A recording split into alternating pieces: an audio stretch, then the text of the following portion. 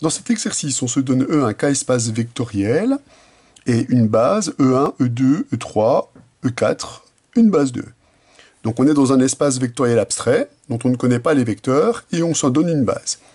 On considère la matrice A, cette matrice, 4, 4, qui est la matrice de l'endomorphisme de E dans la base B.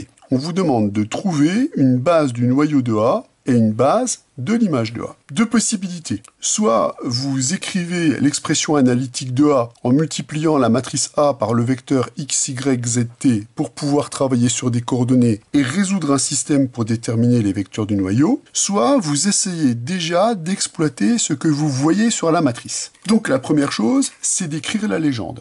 Par définition de la matrice d'une application linéaire, nous savons que les colonnes de la matrice représentent les images des vecteurs de la base de départ, ici la base B, dans la base d'arrivée, ici la base B, puisqu'on travaille avec un endomorphisme.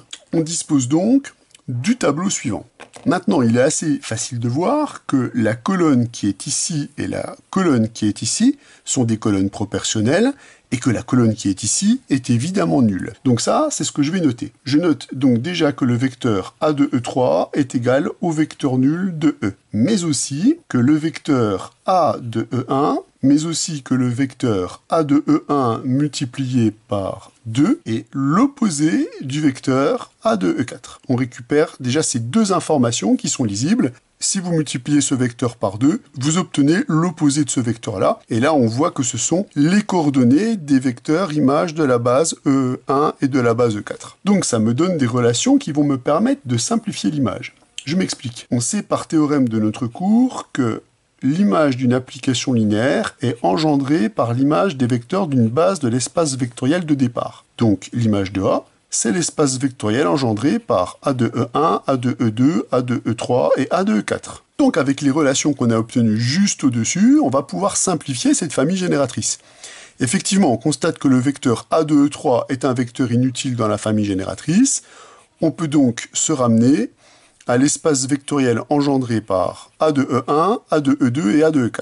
La deuxième relation, cette relation-ci, permet par exemple de dire que le vecteur A de E4, c'est moins 2 fois le vecteur A de E1. Donc, on va pouvoir une nouvelle fois simplifier notre système générateur en retirant un vecteur inutile à cette famille génératrice. Comme le vecteur A de E4 s'exprime comme combinaison linéaire des autres vecteurs, voilà des autres, c'est juste de lui, on peut le supprimer du système générateur. On obtient donc une famille génératrice de l'image qui pour l'instant comporte deux vecteurs. Or, le vecteur A de E1, c'est le vecteur moins E2 plus E3, et le vecteur A de E2, c'est le vecteur 2E1. Vous voyez que ces vecteurs-là ne sont clairement pas proportionnels. Conclusion, la famille qui est formée par ces deux vecteurs est une famille libre, puisqu'on sait que deux vecteurs qui ne sont pas proportionnels forment une famille libre. Mais on vient de voir juste au-dessus que la famille A de E1, A de E2, elle n'est pas simplement libre, elle est aussi génératrice de l'image de A. On obtient donc une base de l'image de A. Donc pour notre base de l'image de A, on obtient une famille très simple. La base B1 formée des vecteurs de l'image de A, eh bien c'est le vecteur moins E2 plus E3 et le vecteur, alors on peut mettre 2E1, mais on peut aussi se contenter de prendre le vecteur E1. On engendre exactement le même espace vectoriel en remplaçant le vecteur 2E1 par le vecteur E1. Voilà une base très très simple de l'image de A. Faites très attention ici de ne pas écrire des quadruplets. On ne travaille pas dans R4, on travaille dans un espace vectoriel E abstrait. Donc là, si vous écrivez qu'une base de l'espace vectoriel image, c'est 1, 0, 0, 0 et 0, moins 1, 1, 0, c'est faux. C'est faux, parce que on ne travaille pas avec des vecteurs de R4 ici. On est dans un espace vectoriel de dimension 4 abstrait. Donc faites très attention à cela. Passons maintenant au noyau, et on va voir qu'on a déjà fait le travail. Pourquoi? Parce que la première des propriétés ici, qui nous avait permis de retirer un vecteur inutile dans la famille génératrice, permet à coup sûr de détecter un vecteur du noyau. Puisque si A de E3 est égal à 0, le vecteur nul de E, on obtient donc que le vecteur E3 est automatiquement un vecteur qui se trouve dans le noyau de A. Et cette relation-là, si je la réécris, elle permet de dire que A fois le vecteur 2E1 plus E4 est égal au vecteur nul de E. En effet, L'application A est linéaire, j'obtiens que 2A2E1 plus A2E4 est égal à 0, et comme A est linéaire, ce vecteur, je peux le réécrire sous cette forme-là, ce qui permet de dire que 2 fois E1 plus E4 est un vecteur qui est dans le noyau de A. Donc en retirant des vecteurs inutiles de cette famille génératrice, on détecte des vecteurs qui sont dans le noyau de A. Alors la question c'est, est-ce qu'on en a suffisamment pour engendrer le noyau de A? Ça c'est la formule Durand qui va nous répondre. En effet, la formule Durand nous dit que la dimension de E, qui est égale à 4, puisqu'on a une base à 4 éléments dans E, et que toutes les bases de E ont le même nombre d'éléments, c'est la définition de la dimension, est égale au rang de A, ou si vous préférez la dimension de l'image de A, plus la dimension du noyau de A. Donc on récupère que 4 est égal à la dimension de l'image de A 2, plus la dimension du noyau de A.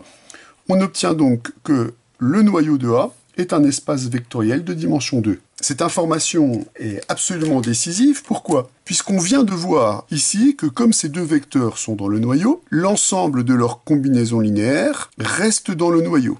Or, comme ces deux vecteurs-là ne sont pas proportionnels, la dimension de cet espace vectoriel est égale à 2.